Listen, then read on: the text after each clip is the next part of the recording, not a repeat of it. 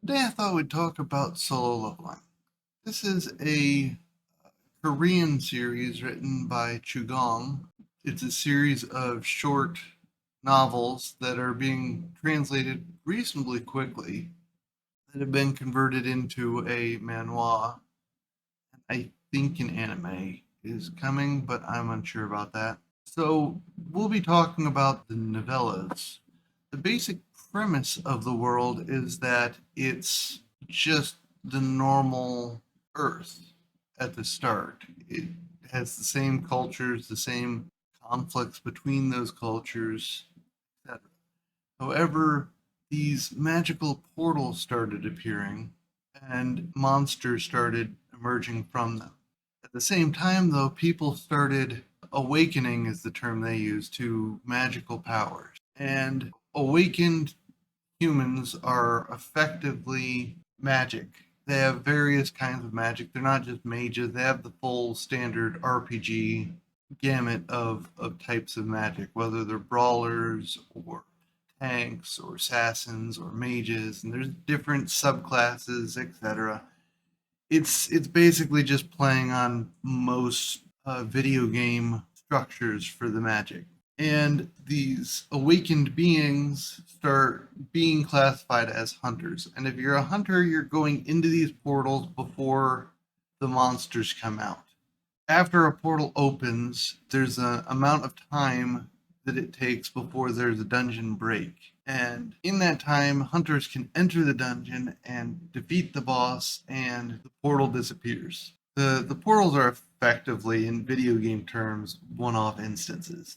You go in, you kill the boss, you have so much time to get out, or you're trapped forever. So, this culture of hunters springs up around the world, but not all hunters are created equal, and there's a ranking system. E through S. S is a bit of a special case and more complicated than I'm going to go into in this video because it doesn't matter for this video. But E through A are just basic ranking. Anyone fitting between, two levels of magical power get X rank.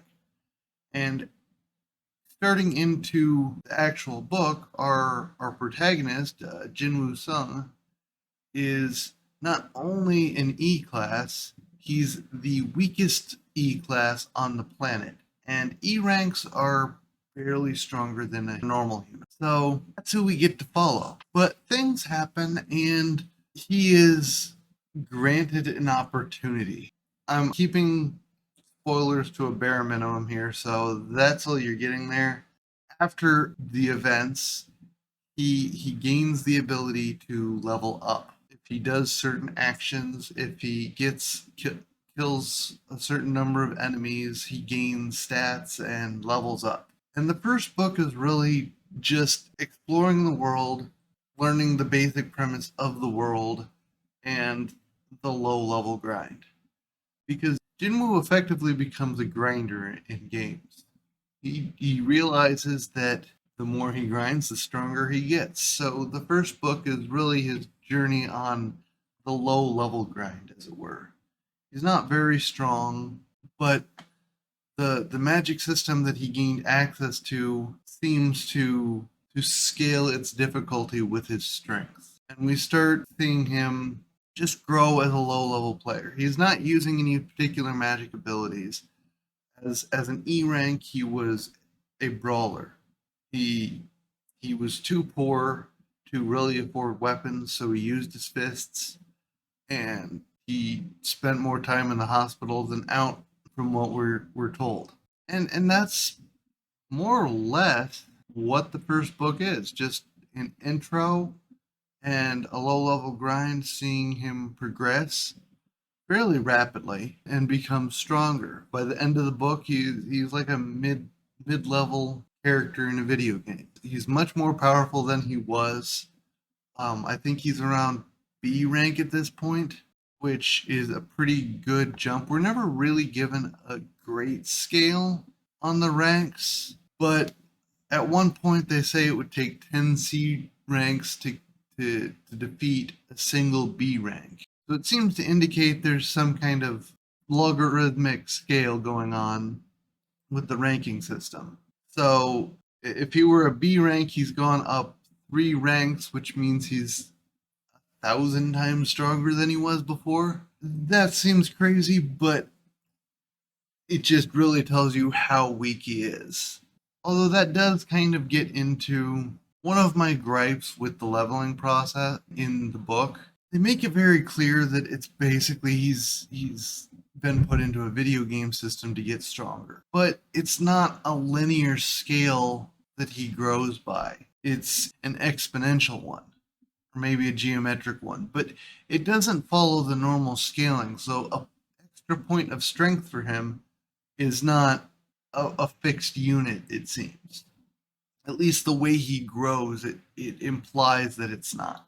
And that kind of bugs me because it just doesn't jive with what we're used to in video games, but it's a minor gripe, and I just don't think the author spent a lot of time trying to nail down how the system worked, and instead came up with the premise and then wrote a story, which, fair enough, it's a good story. There are occasional translation hiccups, I think they'd be best described as.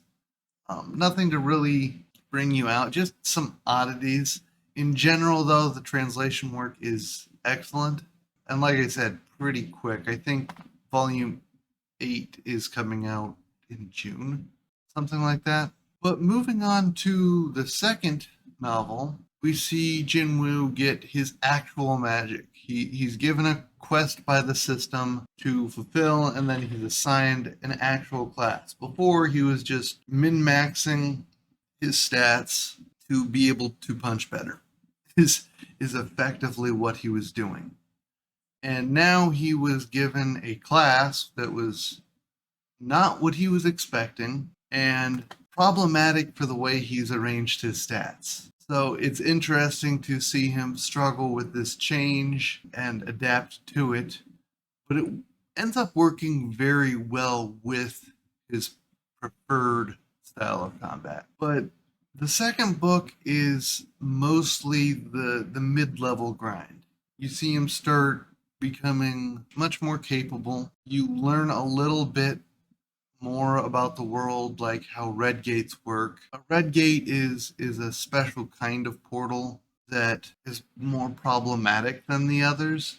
I'm being a little vague there, of course, but knowing the red gate exists isn't really a spoiler because it's the title of a chapter. But knowing what it does, I feel, is, so if you want to know, read the book. But at the end of the second book, he's pretty comfortably a low grade S rank. Arguments could be made that he's a high level A rank, but I think he's pretty solidly into S rank tier by now. But of course, not all S ranks are made equal.